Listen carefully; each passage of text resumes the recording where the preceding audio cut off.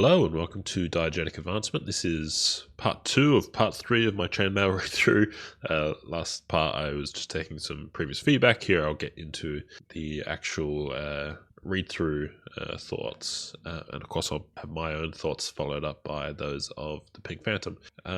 Unfortunately, I didn't get to record this straight after the feedback episode, and now I'm sick, so hopefully my nasally voice isn't too bad, and I can do this in 1, maybe 2 takes. Okay, so let's dive up first into Melee. So Melee, we're told it's resolved using a chart, which is Appendix A, which is at the back of the book, with each unit classified into one of 6 categories: light, heavy, and armored foot, or light, medium, and heavy horse. These categories are then compared against each other, and a dice ratio and a target number is shown. So, for example, that might be 1 dice per man or 1 die per 4 men, somewhere in between. And the score is most often needing a 6, but it can get as low as a 4 through a 6. And we get a list of examples of unit types and how they map to the categories. So peasants and missile troops would be light foot, and thanks to Daniel from Bandits Keep revisiting that, shows that crew of sort of catapult and cannon crew light foot as well. Whilst a dismounted knight would be armored foot, you put that same knight on a horse, they would be heavy horse. I've played a little bit of Chainmail, and it's simple to use and it's quick, so there's not much to comment on specifically here. There are some special rules in addition to the table in Appendix A. We continue to see that Gary has a love for the Swiss. God, and this part's going to be difficult with a blocked nose, even it was difficult before. Landsknecht troops, which is a butchering of the correct pronunciation. Hopefully you get my meaning. If either of these two fight in a close formation, which is a 5x2 figures minimum, they fight and defend at a higher class. So that would be a medium foot, and they throw a bonus die. I believe I had a question about how formations worked, or ranks with archers and things like that, or see if we'd get any benefit from that, because there was obviously the movement, pivoting and things like that. Okay, well, it doesn't matter what formation a unit is in, and we see that in some cases it does, so that's nice. Gary also likes polearms, so pikes and halberds get special rules. Similarly, they're gaining extra dice if they're formed in close order. It can't be attacked by shorter weapons in that case. Cavalry is also unable to charge closely formed pikes.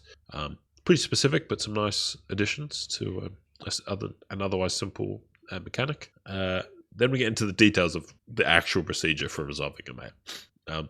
And I started to get confused about rounds and turns. So the first thing is we see is the charge move. If you charge and are victorious in the first round, then you can continue the remainder of your movement allowance. In addition, if you charge a unit that is missile troops interspaced with melee troops, the missile troop can make a retreat. This is another case of your formation kind of mattering. If you're victorious, you can catch up to the missile troops. If you do catch up, though, the attacker can continue to fight. Now, it's not clear, is this another round? Does it happen this turn?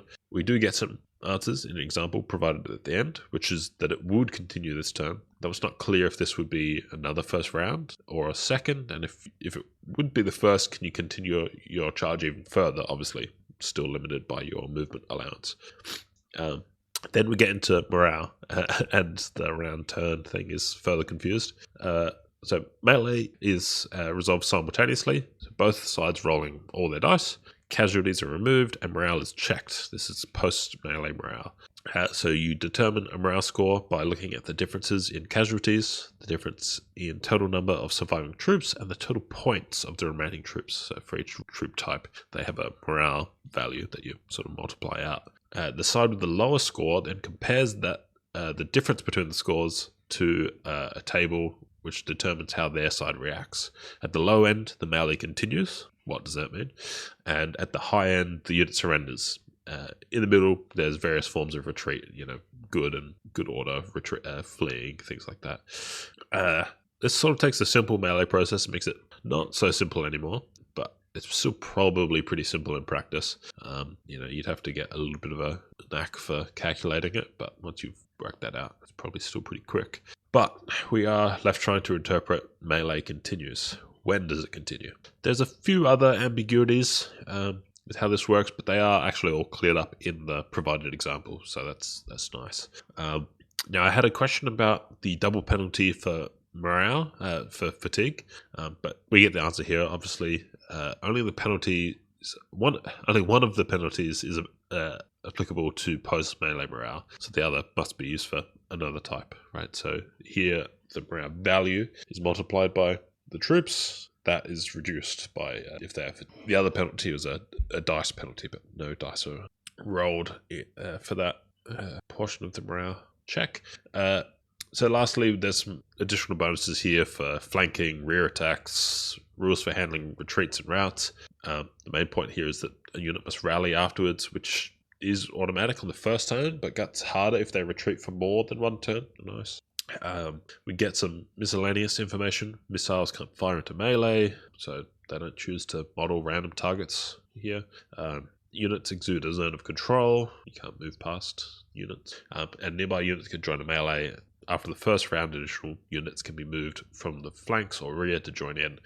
Again, we don't know when this second round is fought. Though, now this isn't in the text, obviously, but the fact that a charging unit can fight twice in the same turn, as shown in the example, when you're victorious in the first round, you can fight the second, makes me think, at least from a time perspective, that fighting these rounds should be able to fit into a single turn. So then we get some optional rules for historical accuracy here. Taking prisoners is one. Some bonuses for charging if you're unhindered by terrain. Right, so you're going to get that advantage over playing flat ground or going downhill. You'd obviously have a more successful charge. Stationary cavalry gets some penalties.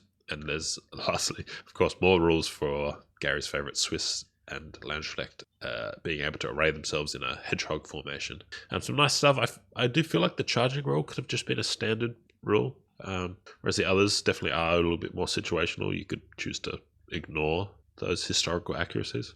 But that wraps the melee section. Really all self-explanatory, except for our rounds, turns questions. I know this has been talked about a lot online. I've never really found a definite answer. Not that I've looked terribly hard either, but does a definitive answer exist? Please let me know your thoughts. I am leaning to multiple rounds of melee in a single turn.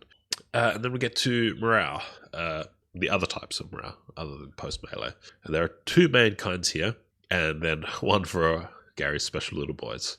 And this is where the other half of the penalty comes into play, because we're actually rolling dice to determine this. So the first type is for excess casualties. When a unit has lost a certain percentage of its strength, which number of figures I assume, it must check morale by rolling 2 dice. And depending on the unit type, the casualty percentage and the score required is different there. Consult a table, of course.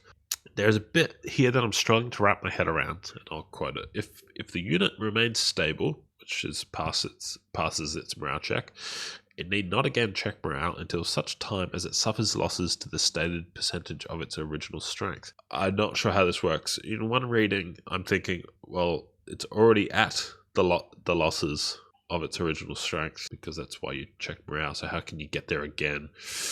I don't know. Maybe you sort of go, if you had 20 figures and the casualty rate was 25, maybe you lose another 5 figures at 25%. But then some units are only checking at 50%, so you would never again check that.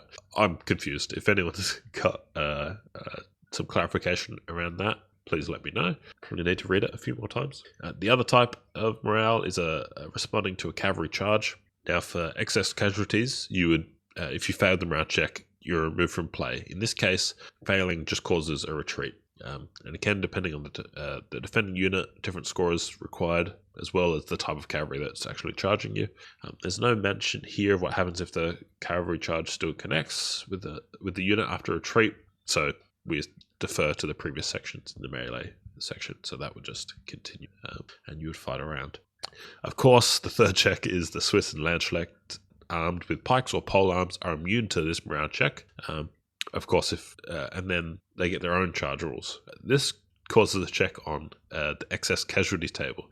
If the check is failed, they are removed as normal, and if it's passed, they have to retreat. I'm hoping these guys just have a massive point cost, because it's pretty nuts. They're immune to cavalry charges. They've got a stronger charge than cavalry in terms of morale. They've got other bonuses. It's impressive. But that's it for morale. Again, pretty simple. A few different methods and checks here, but I think they're all fairly self-explanatory and simple. So let's wrap up. Next week we'll start with historical characteristics, which is optional rules, and then finish with page 24, just before getting into the other combat types with, in this case, man-to-man. Notes for this session. The combat rules and future ones, I think, are going to be very interesting to look back at when we get to OD&D. But for now, they're just perfectly serviceable rules with some ambiguity, but to be honest, nothing you couldn't work out at the table. Morale and retreats will be interesting for the same reason. Rules for chasing and retreat have always confused me when running D&D, how to run that well. So reference here. And we've got a few questions answered. So the multiple morale penalties, how we work out ranks, if there's benefits for those, and I guess crew as well. In my response to Daniel's call, crew have to be 20. Each crew figure has to be 20 men because they fight as Lightfoot, right? So that's 80 men manning a catapult. And for new questions, nothing here. I think there's maybe a bit more confusion around melee rounds, but some clarity there as well. The verdict's still out there. But that's it for my analysis. I'm going to pass over to the Pink Phantom. I'll close out with any thoughts that I have on his analysis. All right, Chainmail again. I'm going to try to keep this a little shorter, try to keep it to just some general comments, and I'm not going to go blow by blow through the whole thing because I know you'll do that, so there's no need for me to. So just some observations based on some questions that we've had as we've gone through. Number one, at the beginning, it kind of tells you the different troop types and what historical types would be in these categories.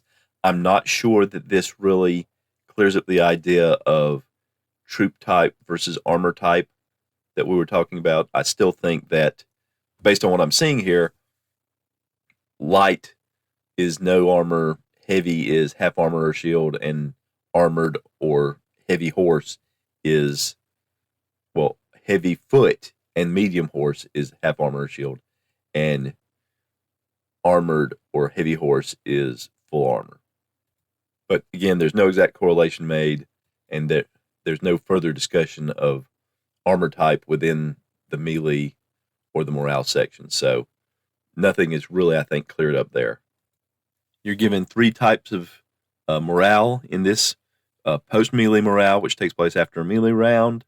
You've got your morale for instability due to heavy losses, which is based on troop type. And then you've got the melee, the morale due to being charged by cavalry. Now, it's interesting that in the melee section, when they talk about charges, it looks like any kind of unit can charge. And when you look at the section on cavalry charges in morale, it says that you can get sort of a bonus to making your morale rolls if the troops that are being charged are also charging. So it looks like all types of troops can charge, but that cavalry charges are special in that there is a special morale factor for them. And also there is, if this elite light foot formations like the Swiss and the Landsknecht, and like you, I don't know exactly how that's said, but they also cause a morale check, but it's a different kind of morale check. It's the instability due to losses morale check, not the cavalry charge check. So that's a little wonky in the way that's set up, but I kind of see it. You're trying to set up a special troop type with a special situation where they kind of punch above their class, so to speak, because they're such an elite unit. So melee resolution, this is the big one. This is the one that I've seen lots of discussions on Discords and blogs and things like that about videos. People having different interpretations of this. Sometimes they're bringing in other rule sets to give their reasons for their interpretation, which I tend to like to look at a rule set strictly as itself. Even if there are other additions that have been revised and there have been changes made, I like to look at a rule set just kind of within itself to find the answers if they're there, or if you can work them out. So melee resolution, that was a question we had, talking about rounds of melee versus the turns. That is, each side taking movement, and then their melee and their archery fire and possible artillery fire, depending on what that kind of troop types you have during a turn.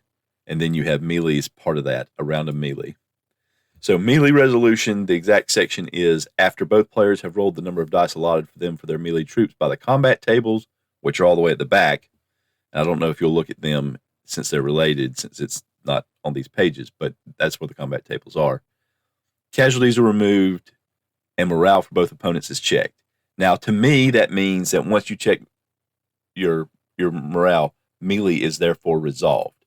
But I do think it shows in the rules themselves that there are situations where you might fight again, but I don't think it's you fight multiple rounds of melee in one turn.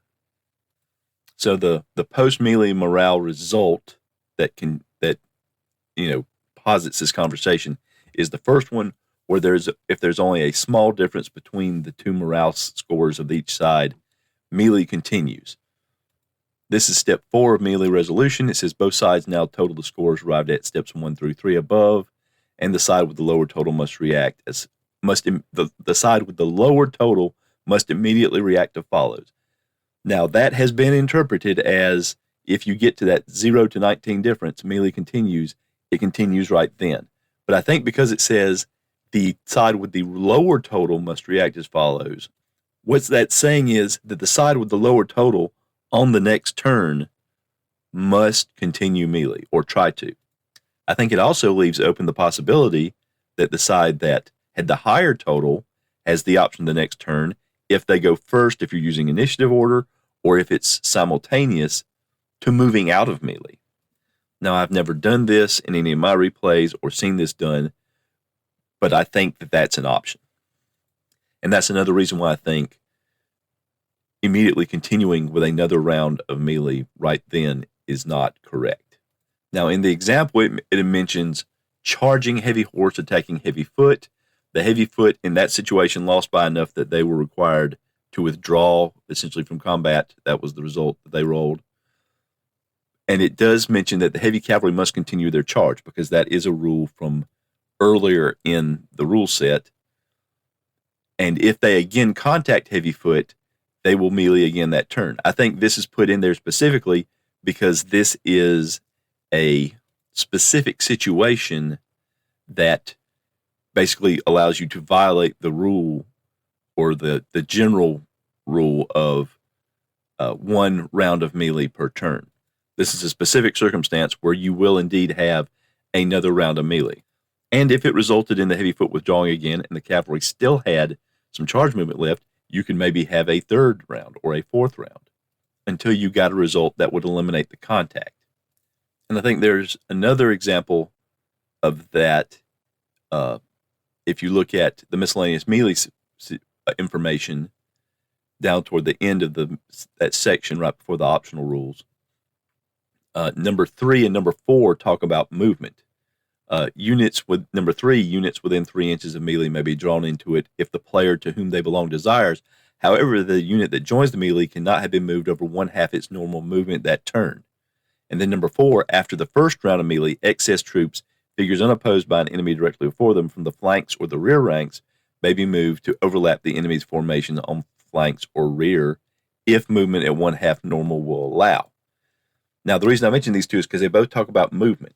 The one with number 3 is specifically talking about if you didn't use all your movement in the movement phase, in this specific circumstance, you can be drawn into combat up to 6 inches.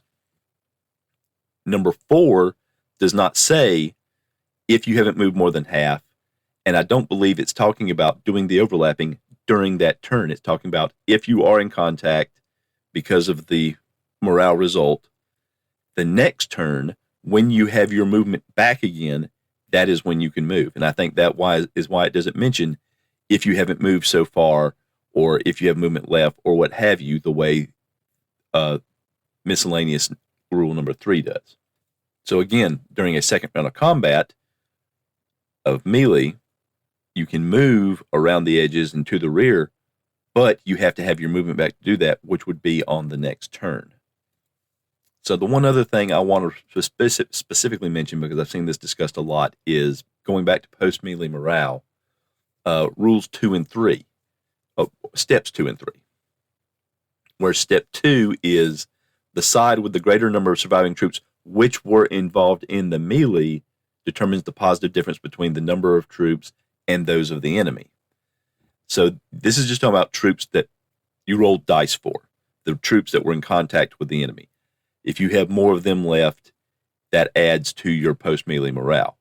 Step 3 says each side now multiplies their surviving figures, separating them by type if more than one type is involved, and then use the following morale rating factors. So in this, there's been some folks that have interpreted that both those steps are just for troops that fought in the combat. But again, going to the example, you can see that it's the total troops in the unit in the example. So step 2 is just for the figures that fought. So if you had 2 lines of 10 across, but one was 2 deep, 10 fights 10, and the survivors are counted of each of those 10s in step 2, but step 3 counts the entire units, including that back row of the second unit. So I think that's what we're looking at here. Again, there are others who disagree. They have their own reasons for it, and they're not being unreasonable. I just don't think it's a correct interpretation. The last thing I want to talk about is the other results of post-melee morale. Boy, that is hard to say. The different results other than melee continues: back a half move in good order, back a move in good order, retreat 1 move, rout 1.5 moves.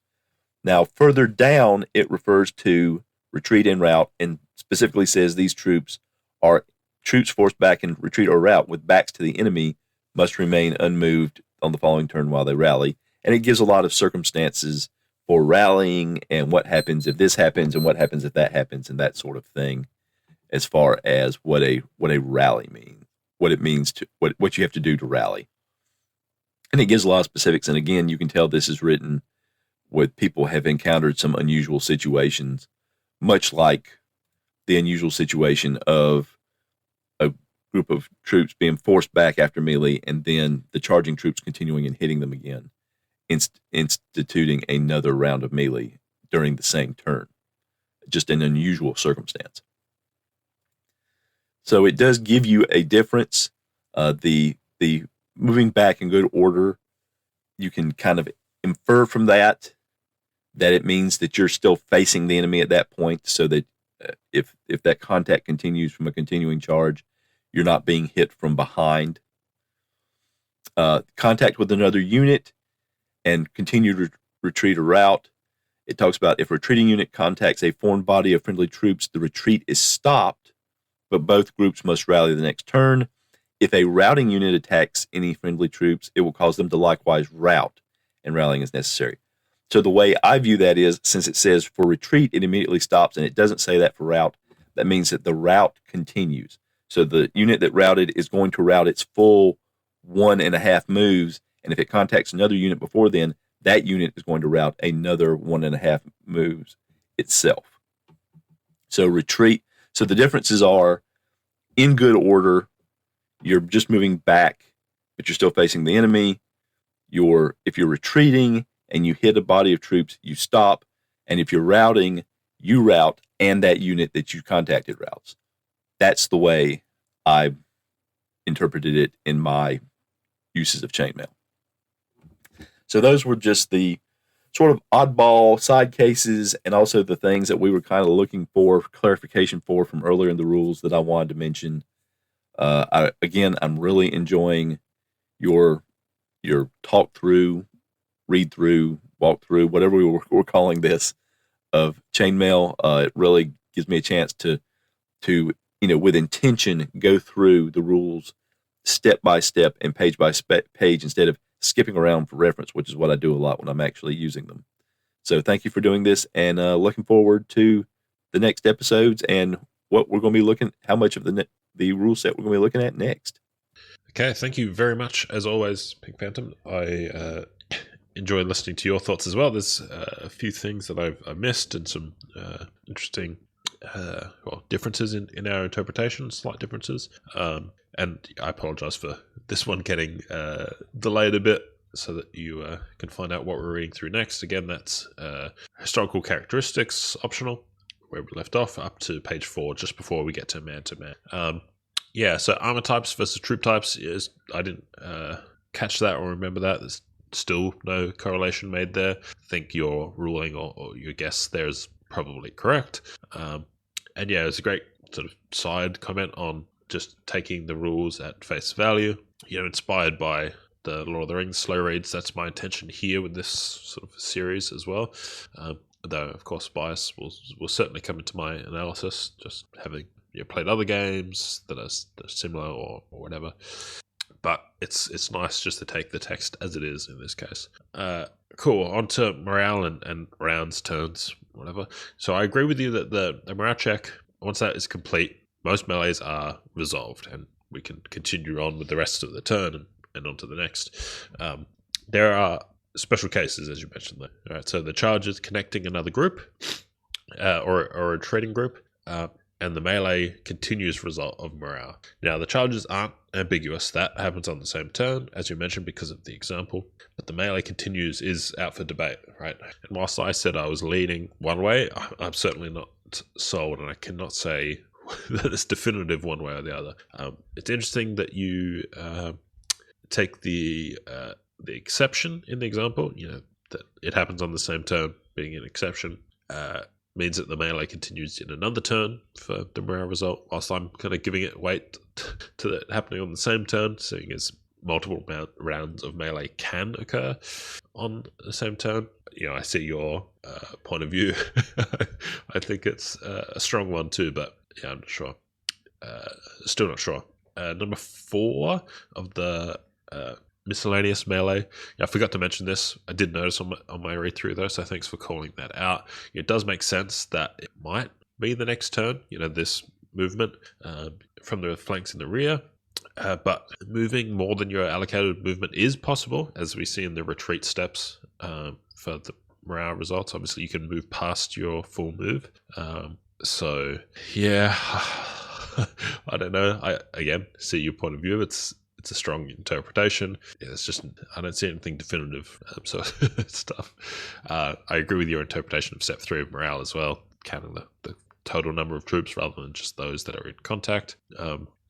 But again, thank you very much for the call. I look forward to your future call-ins and contributions. Listening through your call, I did realize I'd missed something. So we looked at both forms of morale, post melee and all the others. I realized I need to work out when and how morale from instability works with melee morale. So and I'll go back and I'll quote the rules. And so we have to go all the way back to page 9 in the sort of turn sequence, and right down the bottom in all caps, morale checks are not indicated in either of the 2 systems of movement, as morale checks can occur during the fire and or melee portions of any given turn, depending on the circumstances. However, morale checks must be made during whatever segment of the turn the rules require. So then we go down to post-melee morale, yada yada. We know how that works. It's very specifically called out when that happens in the melee resolution steps. Then we go down to morale. Sorry, I scrolled past it. When casualties from any and all causes exceed a certain percentage of unit's original total strength, this is instability due to excess casualties. Morale for that unit must be checked. So I guess the question here is, when does this happen? Does this happen during melee? And I guess it doesn't really, it does matter in 2 separate cases. So for melee, you remove casualties and then check morale. If casualties were above one of these casualty percentages, which one happens first? I don't know. it's important though. If this one happens, no, it doesn't. Sorry, I'm thinking about this live whilst recording. The result here is if you were to fail this, you retreat. So you might as well check this straight away, because if you fail it, then the unit's destroyed, right? So you can save yourself time on the post melee morale.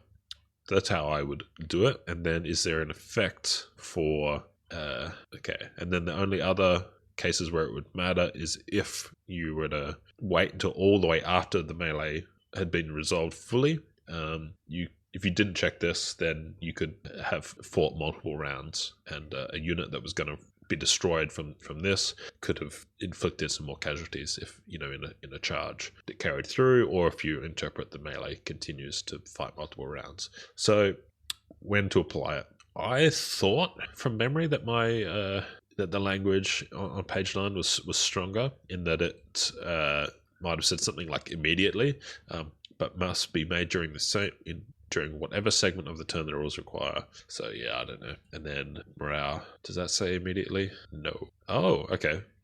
I should have continued to read on. If the loss is brought about by melee, the unit must check morale after the melees have been completed for that turn.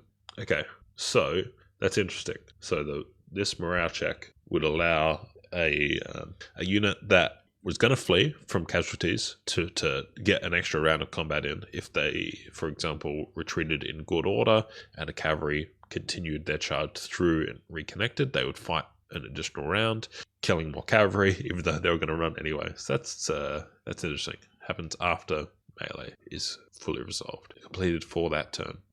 The unit must check morales after melees have been completed for that turn. Melees. It doesn't really say much other than, is that all melees across the table? Is it multiple rounds? Obviously, you can fight multiple rounds in the same turn with the cavalry, definitely. So, interesting. Okay, that's enough live